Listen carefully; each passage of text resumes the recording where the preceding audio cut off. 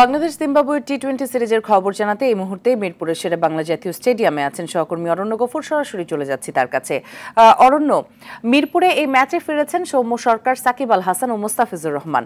দর্শকদের এই তিন ক্রিকেটারের প্রত্যাবর্তনের বিষয়ে প্রতিক্রিয়া কি?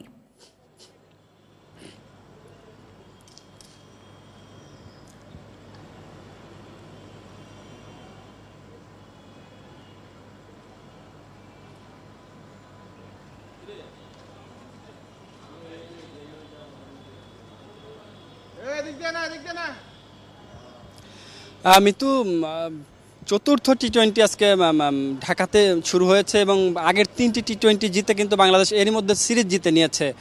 চতুর্থটিতে বাংলাদেশের সবারই নজর ছিল মূলত একাদশ কেমন হবে সে বিষয়টি নিয়ে, এবং এই একাদশের তিনটি পরিবর্তন নিয়ে এসেছে টিম ম্যানেজমেন্ট, যেখানে ব্যর্থতার বৃত্তে থাকা লিটন দাসকে বিশ্রাম দেওয়া হয়েছে এবং পাশাপাশি মাহমুদুল্লাহ রিয়াদ এবং সাইফুদ্দিনকে বিশ্রাম দেওয়া হয়েছে এবং ফিরেছেন সৌম্য সরকার, সাকিব আল হাসান এবং মুস্তাফিজুর রহমান।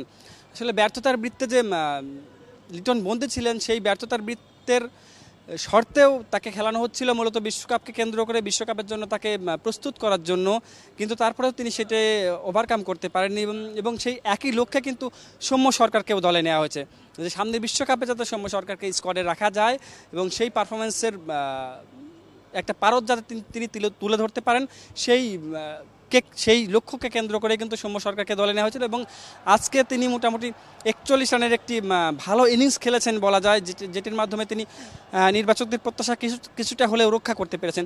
পাশাপাশি তানজিদ তামিম যে ব্যাপারটা মাত্র চতুর্থ টি-20 খেলতে নেমে তিনি কিন্তু দারুণ করেছেন এবং দ্বিতীয় অর্ধশত তুলে নিয়েছেন এবং পাওয়ার প্লেতে 57 রান, প্রথমবারের মতো এই সিরিজে পাওয়ার প্লেতে 50 রান পার হয়েছে। পাশাপাশি 11 ওভারে কিন্তু 100 রান তুলে ফেলেছে বাংলাদেশ এবং তারপর থেকে যে ব্যাটিংয়ের একটি ধস নেমেছে সেটি কিন্তু খুবই অনভিপ্রেত একটি ধস। বিশেষ করে নাজমুল হোসেন শান্ত ব্যর্থতায় আবার নিজেকে পর্যবেসিত করেছেন এবং সাকিব আল হাসান দীর্ঘদিন পর ফিরেছেন।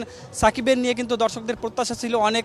আমরা খেলার শুরু আগে যখন দর্শকদের সঙ্গে কথা বলেছি তখন কিন্তু তারা বলেছেন আসলে দীর্ঘদিন তারা সাকিবের খেলা দেখার জন্য মুখিয়ে আছেন এবং সাকিব ব্যাটে বলে যে বাংলাদেশের সেরা খেলোয়াড়, তিনি মাঠে ফিরে আবার সেটি প্রমাণ করেন। বিশেষ করে জিম্বাবুয়ের মতো একটি ভঙ্গুর দলের সঙ্গে নিজেকে তুলে ধরে বিশ্বকাপের জন্য আসলে নিজেকে প্রস্তুত করবেন, এই প্রত্যাশাটা কিন্তু দর্শকদের কাছে ছিল। জি, অসংখ্য ধন্যবাদ আপনাকে আমাদের সাথে যুক্ত হবার জন্য।